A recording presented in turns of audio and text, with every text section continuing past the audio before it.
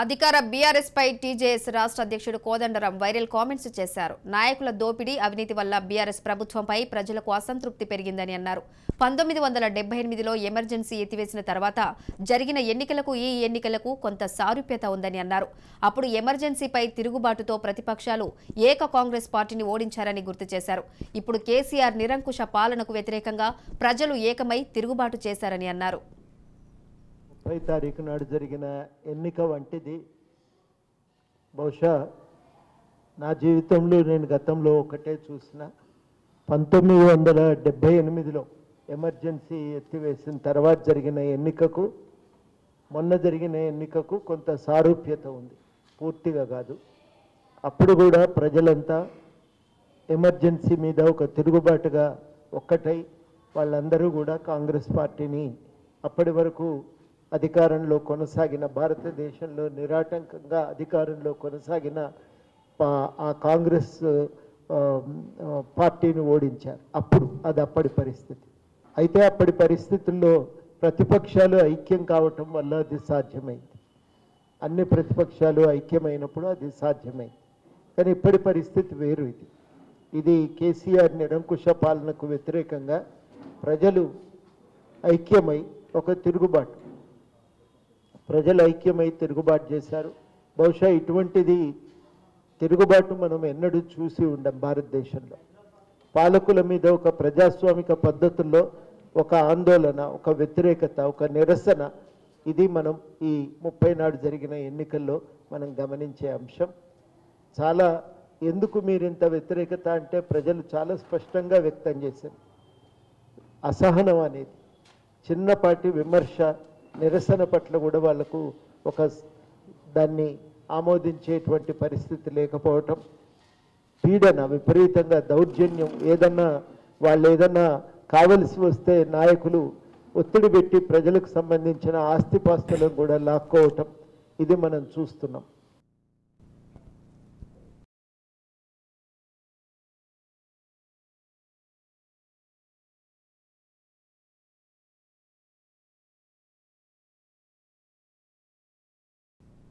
మనిషికి అనారోగ్యం వస్తే బాగు చేయడానికి ఆసుపత్రులు ఉండటం సర్వసాధారణం. ఇతర వస్తువులు పాడైతే అవి కూడా రిపేర్ చేసే సర్వీసింగ్ సెంటర్లు నేడు అందుబాటులో ఉన్నాయి. కానీ శ్రీకాకుళంలో మాత్రం పెన్నులకు ఓ ఆసుపత్రి ఉంది. అదేంటి అనుకుంటున్నారా? అక్షరాల నిజం. పెన్ హాస్పిటల్ పేరిట సంవత్సరాలుగా ఆదరణ అందుతున్న పెన్ హాస్పిటల్పై స్పెషల్ స్టోరీ.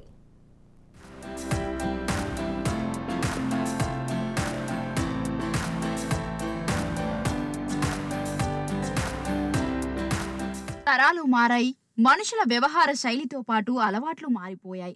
పూర్వం ఏదైనా వస్తువు కొంటే దాని మన్నికతో పాటు ఎక్కువ కాలం వాటిని వినియోగించేలా ప్లాన్ చేసుకునేవారు. కానీ నేటి జనరేషన్ యూజ్ అండ్ త్రో యుగంలో నడుస్తోంది. సంవత్సరం వాడితే చాలు ఏ వస్తువైనా మార్చేస్తున్నారు.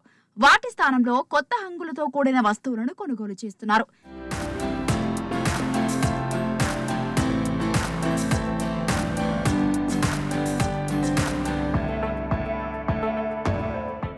జేబులో పెట్టుకు తిరిగే పెన్నుల సంగతి అసలు చెప్పనక్కర్లేదు.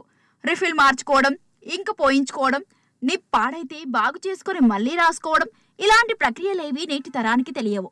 ఆ అనుభవాలు అందరికీ పరిచయం చేస్తోంది శ్రీకాకుళంలోని పెన్ ఆసుపత్రి. శ్రీకాకుళం నగరంలోని 7 రోడ్ల జంక్షన్ వద్ద ఓ షాప్లో నేటికి పెన్నుల రిపేర్ చేస్తున్నారు.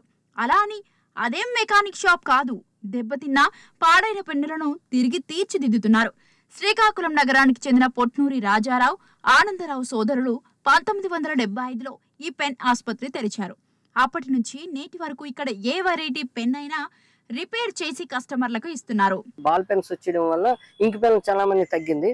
ఇప్పుడు సంవత్సరంన్నర అయింది. ఇప్పుడు మళ్ళీ ఇంక్ పెన్ చాలా పెరిగింది.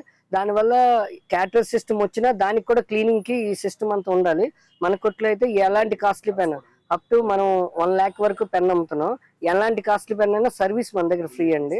పూర్వకాలంలో వాడే పాలీ పెన్నులతో పాటు నేటి తరం వాడే బాల్ పెన్నులో వరకు ఏదైనా బాగు చేసే అవకాశం ఇక్కడ ఉంటుంది. జాతకాలు రాసిన వాళ్ళు, డాక్యుమెంట్లు రైటర్లు ఇంక్ పెన్ తోనే రాయాలి. అంతేకాకుండా పూర్వీకుల్లో ఎక్కువ శాతం మంది ఇంకు పెన్నునే వాడేవారు. గతంలో అంతా ఇంకు పెన్ను యుగమే నడిచేది. అందరి వ్యాపారులలా కాకుండా పెన్నులకు ఓ ఆసుపత్రి పెడితే బాగుంటుందని ఆలోచన చేశారు ఆ షాప్ యాజమానులు. దీంతో అక్కడ పుట్టిన ఆలోచన నేటికి వారి వారసులు కంటిన్యూ చేస్తూనే ఉన్నారు. జిల్లాతో పాటు ఇతర ప్రాంతాల ప్రజలకు పెన్ ఆసుపత్రితో విడదీయరాని బంధం ఉంది. పెన్ హాస్పిటల్ అంటే పెన్ రిపేర్లు చేస్తారు అనే పేరు అప్పటి నుంచి ఉంది. మనం ఇంక్ పెన్లు వాడేవాళ్ళం. అప్పుడు వస్తే వాటిని కడిగి నిబ్బులు పాలీలు వీటన్నిటిని క్లీన్ చేసి మళ్ళీ కొత్త స్పేర్ వేయకుండా పాత స్పేర్తోనే అడ్జస్ట్ చేసి రిపేర్ చేసి ఇచ్చేవాళ్ళు. సో అలాగా దీనికి పేరు వచ్చింది. అలాగా దినదిన అభివృద్ధి చెందుతూ ఈవేళ ఒక మంచి స్థాయిలో పిల్లలు దాన్ని కాపాడుకుంటూ వస్తున్నారు. అలనాటి చరిత్ర నుంచి నేటి తరాల తలరాతల వరకు అన్ని పదిలంగా అక్షర రూపాన్నిచ్చేది కలం. అందుకే కత్తి కన్నా కలం గొప్పదని పెద్దలు చెప్పకనే చెప్పారు. అలాంటి గొప్ప కళలను దాని చుట్టూ ఉన్న జ్ఞాపకాలను పదిలంగా ఉంచుతోంది ఈ పెన్ ఆసుపత్రి.